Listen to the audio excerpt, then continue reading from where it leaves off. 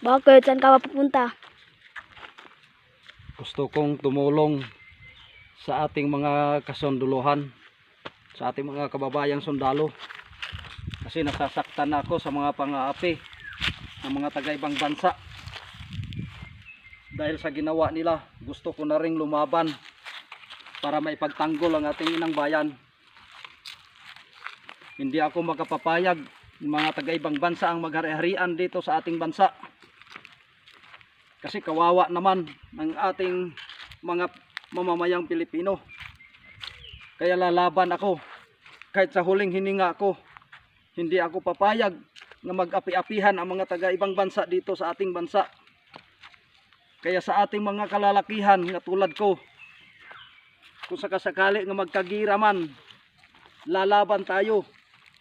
Huwag nating hahayaan nga apakan tayo ng mga ibang lahi. Huwag nating sayangin ang mga buhay ng mga ninuno natin nga nagpakamatay sila nang dahil sa pagligtas sa ating inang bayan. Kaya tayo, sana ganon din tayo. Huwag tayong magpaapi. Laban hanggang sa huling hininga.